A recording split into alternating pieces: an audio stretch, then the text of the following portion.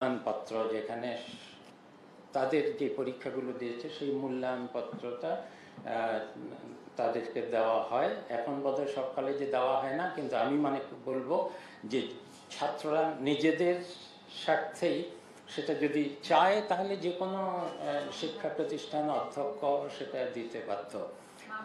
এমনও দেখা গেছে যে যারা বিদেশে, আমাদের শিক্ষার্থীরা উচ্চ মাধ্যমিক করেই বিদেশে চলে যায়, সেখানে কিন্তু আমাদের যে এই এসএসসি এইচএসসি এগুলোর ফলাফলের থেকেও আমার নিজের অভিজ্ঞতা, আমি জানি আমার ছেলেমেয়েদের অভিজ্ঞতা থেকে, যে তারা সবচেয়ে বেশি মূল্য দেয় ওই স্কুলের মূল্যায়নপত্রের। কারণ তারা জানে যে সেই স্কুলের শিক্ষকরা এবং যারা বিশেষ করে যিনি প্রধান শিক্ষক তিনি তো এই মূল্যায়নপত্র দেন, সেটা উনি জেনে শুনে প্রত্যেক শিক্ষার্থীকে জেনে শুনেই তো সেটা দেন। আর আমাদের তো এর পরবর্তী পর্যায়ে বিশ্ববিদ্যালয়ের ভর্তি পরীক্ষা আছে। এই ভর্তি পরীক্ষা তো সব বিষয়ের উপরই হয়। বিশ্ববিদ্যালয় কিভাবে ভর্তি পরীক্ষা নেবে সেটা তো আমাদের আওতায় নেই, কিন্তু হয়তো যদি সেই ভর্তি পরীক্ষাকে, এই যে পরীক্ষাগুলো হয়নি সেটার জন্য তারা যদি আরও বেশি যাচাই বাছাই করতে চান, সেই সুযোগ তো রয়ে গেছেই। কাজেই দুটো রক্ষা কবচ আমি মনে করছি।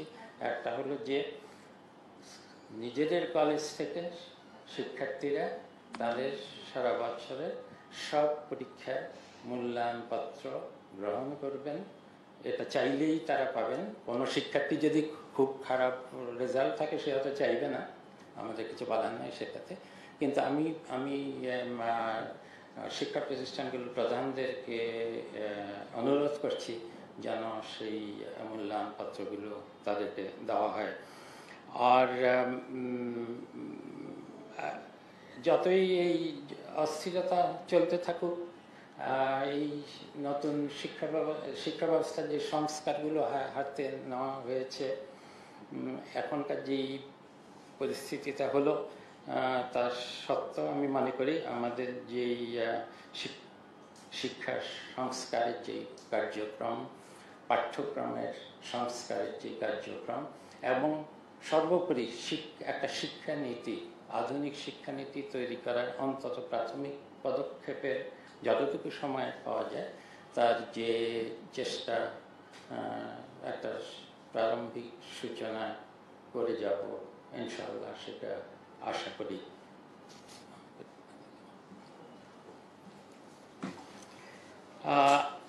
আমার বলার এইটুকুই ছিল। আসলে এর থেকে বেশি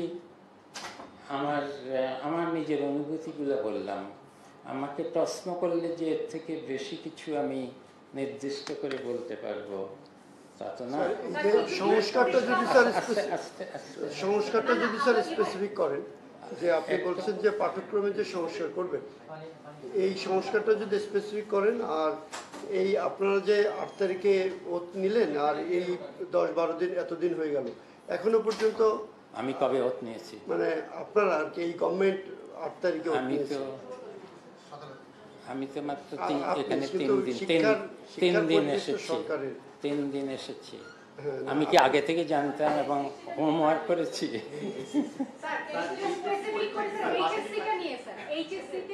গতকালকে আন্তঃবোর্ড সমন্বয় বলেছেন যে পরীক্ষা বাতিল, কিন্তু সবার মনে একটা প্রশ্ন তৈরি হয়েছে, তাহলে শিক্ষার্থীরা বলছে তাদের 2020 সালের মতো সাবজেক্ট ম্যাপিং যে বিষয়গুলো পরীক্ষা হয়নি, তাহলে স্যার তারা কিভাবে আসলে নম্বরটা পাবে? আপনাদের সিদ্ধান্তটা কি এটা জানতে চাই। আমার কোনো ধারণা নাই, আমি এ সম্বন্ধে চিন্তাও করিনি। আমি কালকের যেই অনভিপ্রেত ঘটনা ঘটেছে, আমি এখনো তারপরে ঠিক চিন্তা করার কোনো সুযোগ পাইনি। আমার মাথায় এটা ঢুকছে না এখন। এটা তো এক্সপার্ট আছে, আমি একক কিছু করব না। শিক্ষা বোর্ডগুলোই আসল সিদ্ধান্ত নেওয়ার কথা। তারা এসএসসির আগের পরীক্ষা, এবার অর্ধেক পরীক্ষাগুলো হয়ে গেছে এগুলো সব মিলে কি করবেন সেটা তো আমি এখনো জানি না। আমার সরাসরি সেই সিদ্ধান্ত নেওয়ার কথাও না, সেটা এক্সপার্ট যারা তারা আরো দেখবেন। স্যার একটা প্রশ্ন স্যার একটু বলি, একটা প্রশ্ন একটু বলি স্যার। স্যার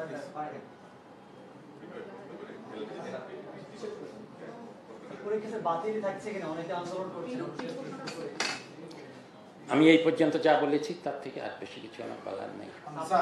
আপনি তো সিদ্ধান্ত দেবেন, আপনি উপদেষ্টা স্যার, আপনি বলবেন ইয়েস নো, আপনারা আমাদের সাথে প্রশ্ন করবে আপনারা।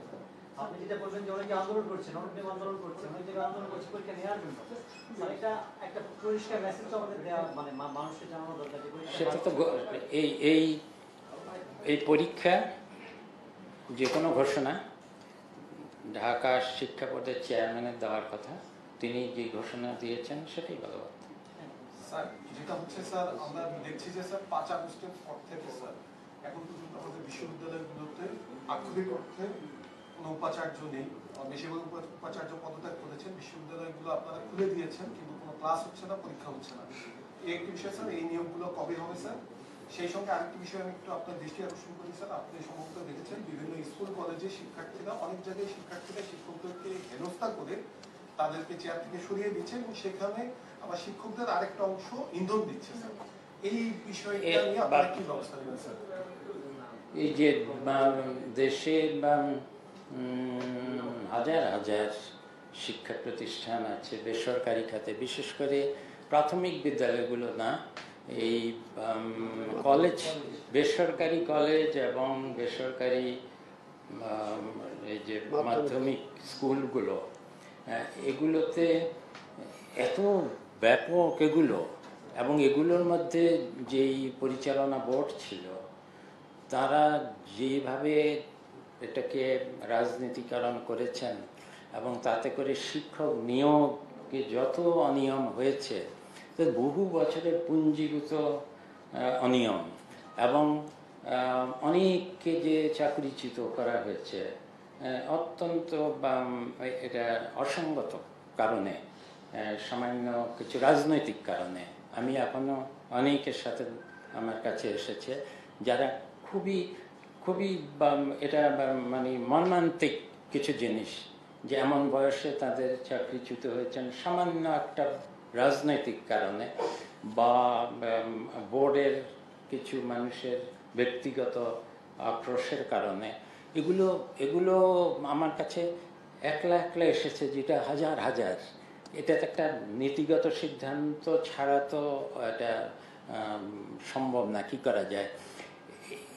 এর জন্য একটা হলো যেটা, যে আমরা তো একটা বিরাট আন্দোলন হয়ে গেছে, অনেক অন্যায় অবিচার হয়েছে, মানুষের মধ্যে পুঞ্জীভূত ক্ষোভ আছে, যারা চাকরিচ্যুত হয়েছেন তাদের মধ্যে ক্ষোভ আছে, কিন্তু একটা সফল অভ্যুত্থান বলুন বা গণজাগরণ বলুন, তারপরে তো আমরা আবার একটা সভ্য সমাজে, সুশৃঙ্খল সমাজে ফিরে যেতে চাই। এবং শেষ পর্যন্ত তো শিক্ষাঙ্গনের যেই পরিবেশ, যেখানে ছাত্র শিক্ষকদের মধ্যে যে ধরনের সম্পর্ক আমরা আশা করি, সেটা তো ফিরিয়ে আনতে হবে। আমি জানি যে অনেক অন্যায় আছে, অনেকের ক্ষোভ আছে, কিন্তু অনেকগুলো জায়গায় যেমন দেখেছি বল প্রয়োগ করে শিক্ষকদেরকে সরিয়ে দেওয়া হচ্ছে, সেটা তো অত্যন্ত দৃষ্টিকটুও মনে হয় আমাদের কাছে। এটা আমরা তো একটা সভ্য সমাজ, এর যদি যে অন্যায়গুলো হয়েছে সেগুলো তো সবই প্রতিকার করা হবে। এই বেসরকারি স্কুল কলেজের বোধহয় আমি বলেছিলাম পুরো বোর্ডকেই বাতিল করতে, কোনো কারণে বোধহয় বলা হয়েছে শুধু সভাপতিকে বাতিল করতে, কিন্তু আসলে পুরো বোর্ডকেই বাতিল করার কথা। এগুলো তো সবই রাজনৈতিকভাবে তৈরি করা বোর্ড, কিন্তু এটাও আমরা চাই না যে পালাবদলের চর দখলের মতো একটা রাজনৈতিকভাবে গঠিত বোর্ড চলে গেল, আবার আরেকটা একে দখল করে নিল, তাহলে তার লাভ হলো না। আমরা তো চাই গুণগত মান শিক্ষার। আমার নিজের ধারণা যে আমাদের শিক্ষা ব্যবস্থায় তো ক্রমাগত গুণগত অবনতি হয়েছে, কিন্তু এই শিক্ষা ব্যবস্থার পুরো পুরো চক্রের মধ্যে সবচেয়ে দুর্বলতম জায়গা হলো মাধ্যমিক শিক্ষা। এই মাধ্যমিক শিক্ষা তো প্রাথমিক শিক্ষা অন্তত সরকারের অধীনে আছে, সরকারের যে শিক্ষকদেরকে প্রদান করে, কিন্তু মাধ্যমিক শিক্ষায় যে ধরনের অনিয়ম, যে ধরনের অবহেলা এবং যে ধরনের অনিয়ম হয়েছে সেটা অনেক বেশি হয়েছে। অথচ এই মাধ্যমিক এবং উচ্চ মাধ্যমিক থেকেই তো বিশ্ববিদ্যালয়ের শিক্ষার্থীরা পড়তে যায়। মাধ্যমিক পর্যায়েই কিন্তু অনেকগুলো বিষয়ে যারা জ্ঞান অর্জন করে এটাই পরবর্তীকালে ভিত্তি হয়ে থাকে। অঙ্ক যেটা মাধ্যমিক পর্যায়ে শিখে আমি নিজে শিখেছি, তার সেটাই ছিল আসল ভিত্তি।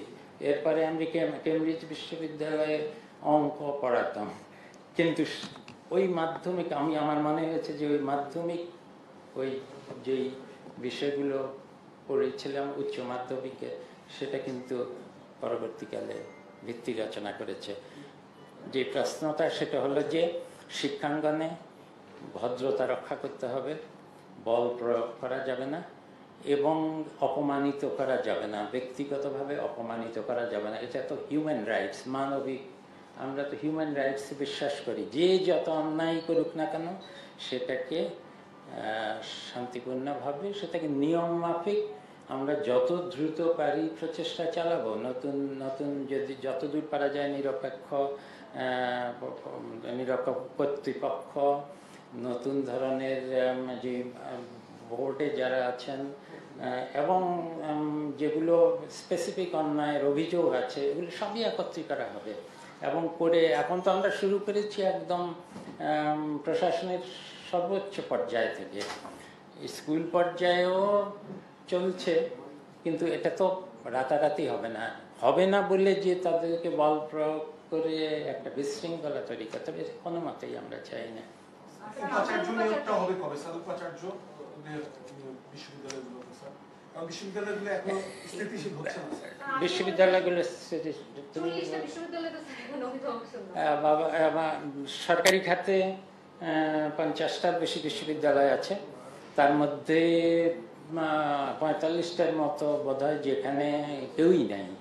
উচ্চ পর্যায়ের শুধু যে ভিসি নাই, ট্রেজারার, প্রো ভিসি কিছুই নাই, এগুলো সম্পূর্ণ অভিভাবকহীন। এগুলোকে চালুইত করা যাবে না অন্তত ভিসি উপাচার্য নিয়োগ না করে। এখন 42টা এরকম বিশ্ববিদ্যালয় আছে।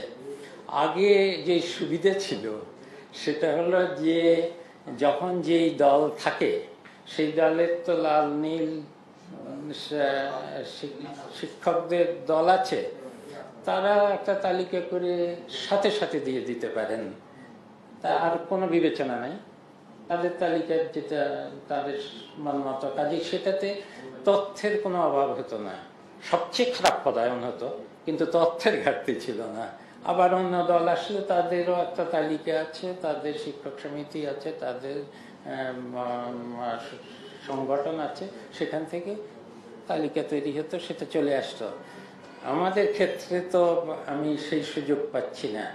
আমাদের ক্ষেত্রে হলো বা ব্যক্তিগতভাবে আমরা যত শিক্ষানুরাগী মানুষকে চিনি, বিভিন্ন বিশ্ববিদ্যালয়ে যেসব শিক্ষককে বিশ্বাসযোগ্য মনে করি তাদের কাছ থেকে যতদূর পারি তথ্য সংগ্রহ করে দেখছি কে শিক্ষাগত যোগ্যতার দিক থেকে, প্রশাসনিক দিক থেকে, ব্যক্তিত্বের দিক থেকে এবং সকলের কাছে, কিন্তু বিশেষ করে ছাত্রদের কাছে গ্রহণযোগ্য এরকম শিক্ষকদের যতদূর পারি তালিকা তৈরি করে করে যাচ্ছি। এরপর যত দ্রুত পারি অন্তত প্রধান বিশ্ববিদ্যালয়গুলো, ঢাকা বিশ্ববিদ্যালয়, বুয়েট, জাহাঙ্গীরনগর বিশ্ববিদ্যালয়, চিটাগাং বিশ্ববিদ্যালয়, সিলেটের প্রযুক্তি বিশ্ববিদ্যালয়, রাজশাহী, এগুলোকেই আগে চেষ্টা করব সবচেয়ে তাড়াতাড়ি যাতে খুলে যেতে পারে। অন্তত ভিসি, প্রো ভিসি, ঢাকা বিশ্ববিদ্যালয়ের ক্ষেত্রে আমি মনে করি একত্রেই সবগুলো যে উপরের পদগুলো এগুলো একত্রেই দিয়ে দিলে ভালো হয়, কারণ এখানেই তো সবচেয়ে সংবেদনশীল জায়গা। এবং ছাত্রদের থেকে আমি যেটা যেটা পেতে চাই, তারা কি চায়। তারা চায় যে সম্পূর্ণ দলীয় ভিত্তিক প্রশাসন চায় না তারা, সে ছাত্রদের আকাঙ্ক্ষা বলছি। শিক্ষকরা তো দলীয়ভাবে বিভক্ত, তাদের যে কি চায় আমি পুরোপুরি বুঝি না, কিন্তু ছাত্ররা আসলেই চায় যে তারা ভালো প্রশাসন চায়, এবং তাদের সবচেয়ে বড় যে যোগ্যতা তারা মনে করে সেটা হলো যে তারা যে যারা চালাবেন একটা বিশ্ববিদ্যালয় তাদের তো শিক্ষার মান উন্নত হতেই হবে, কিন্তু তারা যেন দলীয়ভাবে বেশি চিহ্নিত না থাকেন। তারা যেন তাদের যেন ব্যক্তিত্বের দিক থেকেই তারা যেন সুপরিচিত থাকেন এবং সকলের কাছে, এমনকি সাদা দল হোক নীল দল হোক, তাদের কাছেও গ্রহণযোগ্য হন। এরকম মানুষকে খুঁজছি, হয়তো পেয়ে যাব শিগগিরই, যদি সবাই দোয়া করে তাহলে পাবো। কিন্তু আমার একজনের পক্ষে এই সবগুলো, এই 42টা বিশ্ববিদ্যালয়ে এতগুলো করা, আমাদেরও অনেক নেটওয়ার্ক তো আছে, শিক্ষকদের নেটওয়ার্ক আছে, সাদা লাল দলেরও নেটওয়ার্ক আছে, তাদের মধ্যেও তো ভালো ভালো মানুষ আছেন যারা নিরপেক্ষ, তারা নিজেরা দলীয়, কিন্তু তাদের কাছ থেকে আমি নিরপেক্ষ পরামর্শ পেতে পারি। কাদের কাছে পেতে পারি সেটা আমি জানি, কাজেই সেভাবেই আমি এগোচ্ছি।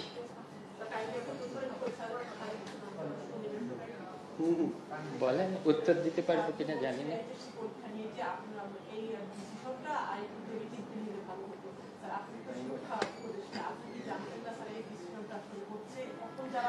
আমার প্রত্যেকটা শব্দ চয়ন যদি আপনি শুনেন, আমি যা রেকর্ড করেছি, আপনার রেকর্ড করেছেন তো, সেখানে একটু বুঝতে পারছেন কি হয়েছে।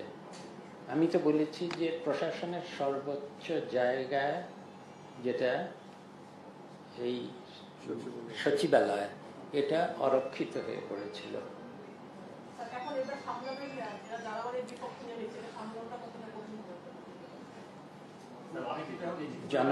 জনগণের যদি সাপোর্ট থাকে, আমাদেরকে যদি সমর্থন করে, গ্রহণযোগ্য মনে করে, তাহলে এটা আস্তে আস্তে ঠিক হয়ে যাবে। আর আমাদেরকে যদি একদমই অপান্তেয় মনে করে যে আমরা কোথা থেকে আসলাম, আমাদের কোনো যোগ্যতা নাই, তাহলে তো আর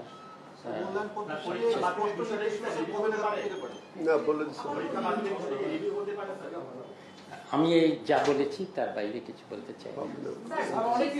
যে আপনি বলছেন যে কিছু সংস্কার করবেন, এইগুলো যদি বলেন পাঠ্যক্রমে, এবং হাত দিয়েছেন বলছেন স্পেসিফিক কিছু কি কি ধরনের সংস্কার আসতে যাচ্ছে? এটা তো আগে বলেছি, আমাদের তো সময় খুব কম। শিক্ষা পাঠ্যক্রমের সবচেয়ে বড় জিনিস হলো যে জানুয়ারি মাসে সব বই, পাঠ্যপুস্তক ছাত্রদের হাতে পৌঁছে দিতে হয়। এই যে বইগুলো ছাপানো, এটা একটা বড় বাণিজ্য চক্র। এর মধ্যে একটা চক্র আছে যারা এটাতে বহু কোটি কোটি টাকার অপচয় হয়েছে।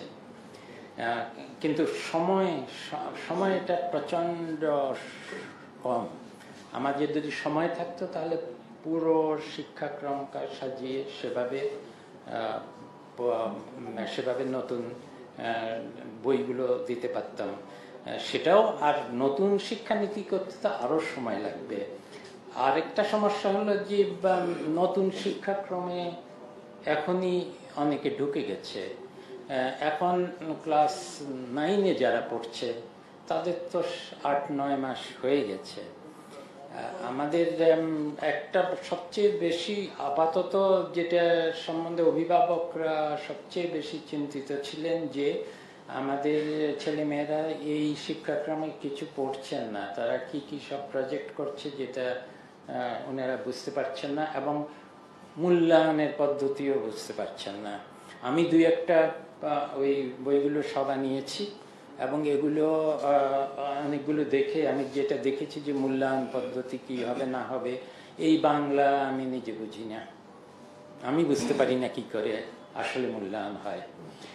কাজেই একদম সবচেয়ে আগে হলো অন্তত পরীক্ষা দিয়ে মূল্যায়নটার ব্যবস্থা করতে হবে। ক্লাস 9-এ যারা আছে তাদের তো অনেক দূর হয়ে গেছে, কিন্তু এই মূল্যায়ন পদ্ধতি না দিয়ে অন্তত কিছু দূর পড়িয়ে মূল্যায়নটা পরীক্ষার ভিত্তিতেই যাতে হয়।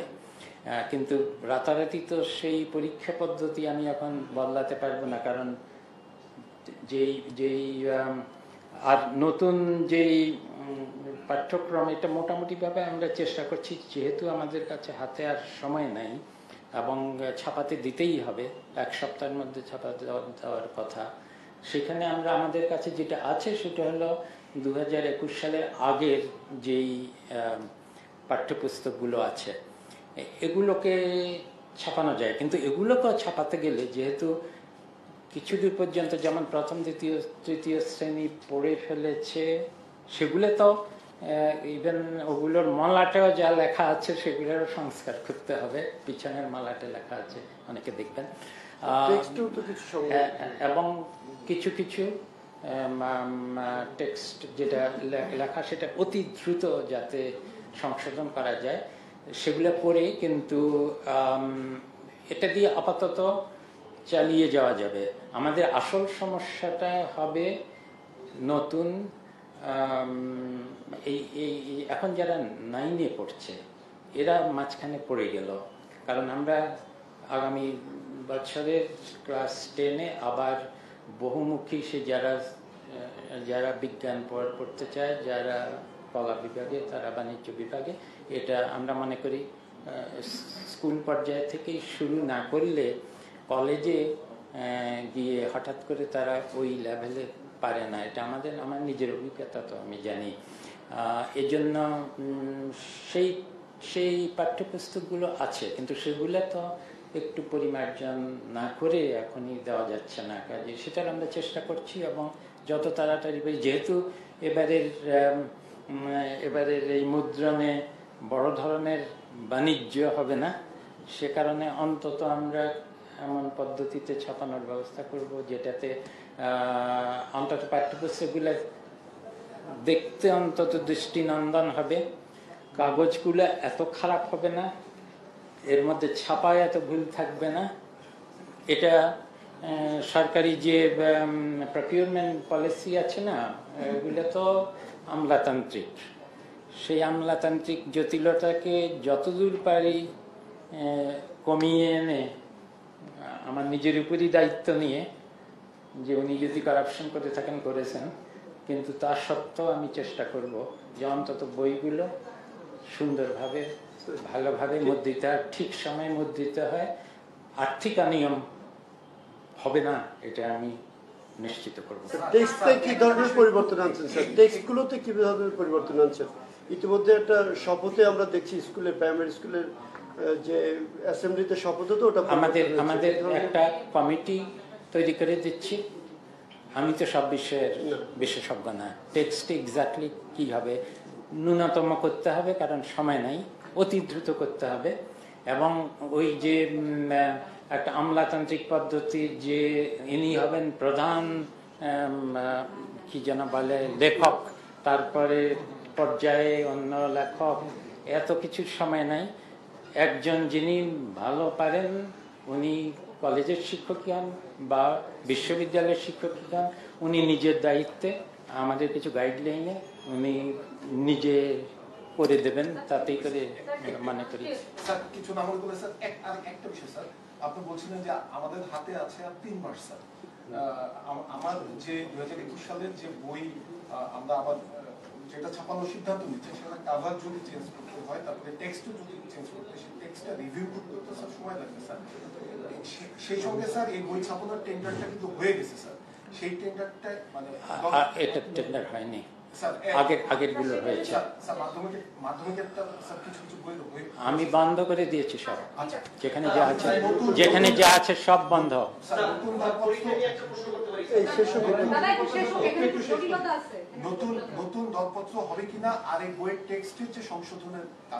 আমি একটু বুঝিয়ে বলেছি যে দরপত্র তত্ত্ব তো আমি অত বুঝি না, অর্থ মন্ত্রণালয়ে আমি এক সময় অবশ্য উপদেষ্টা ছিলাম। এখন আমাকে কতদূর নিজের দায়িত্বে নিতে হয়, সব দরপত্র 2 মাস ধরে করে তারপর কম্পিটিটিভ করে আমার এর ভিতরে ঢুকতে হবে। হয়তো বলবে যে আমি নিজেই কি দুর্নীতিতে ঢুকে গেছি নাকি, কিন্তু চেষ্টা করব আমি। সোজা কথায় 35 কোটির উপরে বই স্যার, সেটা আসলে এই স্বল্প সময়ে খানিকটা সংস্কার করে ছাপাতে দিয়ে বাচ্চাদেরকে 1 জানুয়ারি বই দেওয়া আসলে যাবে কিনা স্যার? আমি জানি স্যার আপনি কয়েকদিন দায়িত্ব দিয়েছেন আপনার পক্ষে, কিন্তু আপনি আসলে আপনার মেসেজটাই আসলে আমরা দিতে চাই। সবচেয়ে যতদূর পারি চেষ্টা করব। আর তোমাকে আমার অ্যাসিস্ট্যান্ট রাখবো।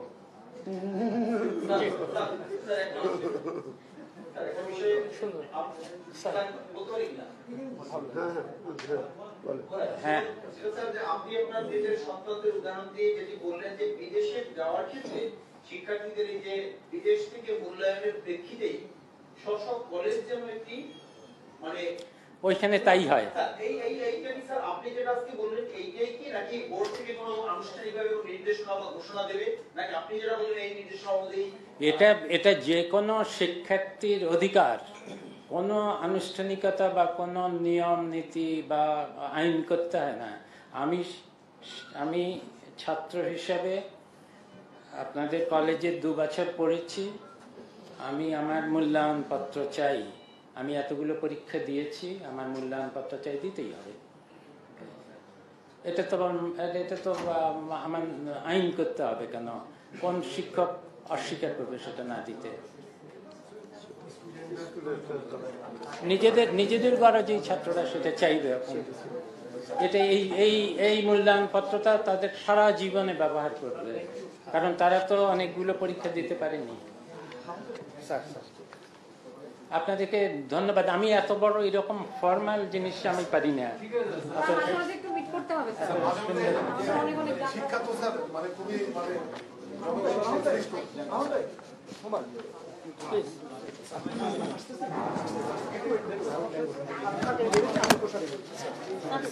আমি নিয়ে যাচ্ছি।